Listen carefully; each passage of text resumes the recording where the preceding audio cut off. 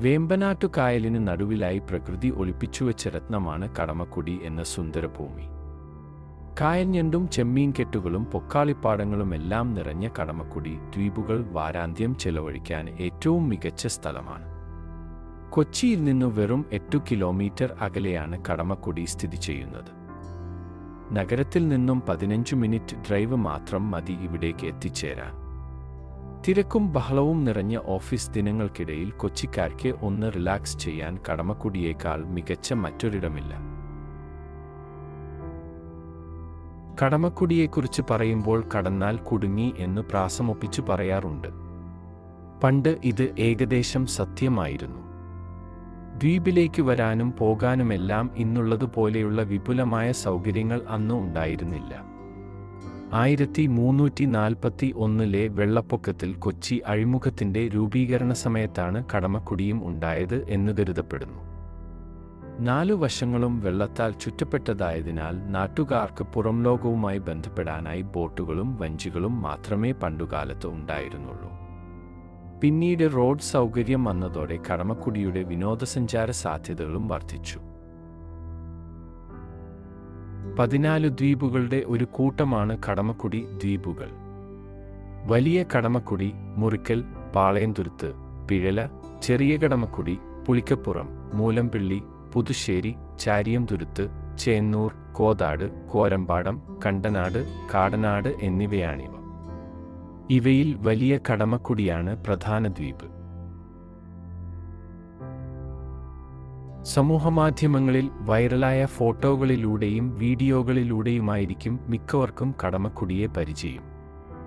ആ ചിത്രങ്ങളിലൊന്നും ഒരുത്തരി പോലും കളവില്ലെന്ന് ഇവിടെ കാലുകുത്തുമ്പോൾ തന്നെ മനസ്സിലാക്കാം. ചെറുതുരുത്തുകളും വയലും തോടും നാട്ടുവഴികളുമെല്ലാം ഇവിടെ കാണാം. ഗ്രാമീണ കാഴ്ചകൾ ഇത്രയധികം ഭംഗിയിൽ കാണുവാൻ സാധിക്കുന്ന മറ്റൊരിടം കൊച്ചിയിൽ കണ്ടെത്തുക പ്രയാസം തന്നെയാണ്.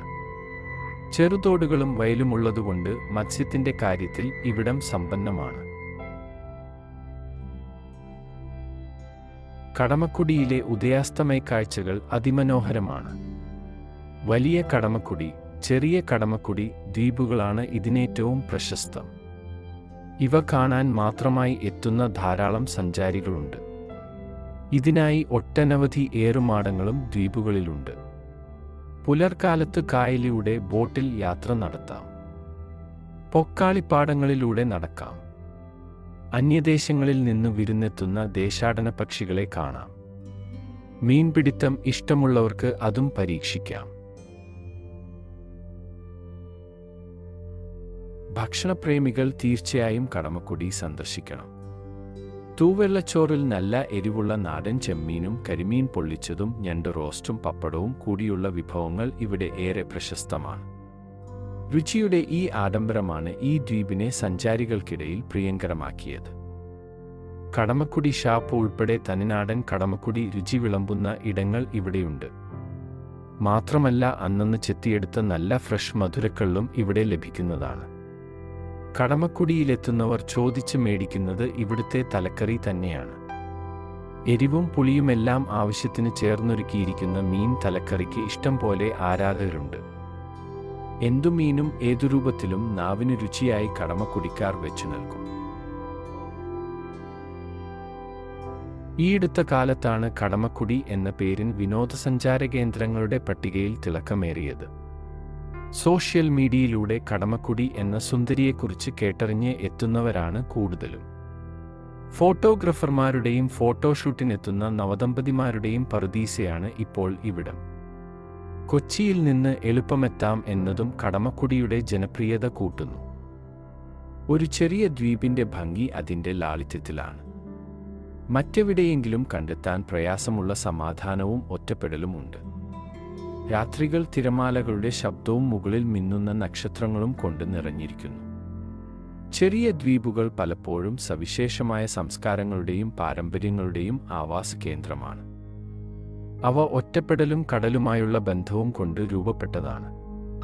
ഈ ദ്വീപുകളിൽ വസിക്കുന്ന ആളുകൾക്ക് പരിസ്ഥിതിയോട് അഗാധമായ ആദരവും ശക്തമായ സാമൂഹിക ബോധവുമുണ്ട്. ഭക്ഷണത്തിന് സമുദ്രത്തെയും ഉപജീവനത്തിന് കരയും ആശ്രയിച്ച് അവർ പ്രകൃതിയുമായി ഇണങ്ങി ജീവിക്കുന്നു. കടമക്കുടിയോട് ചേർന്ന് കിടക്കുന്ന മറ്റൊരു പ്രദേശമാണ് വരാപ്പുഴ.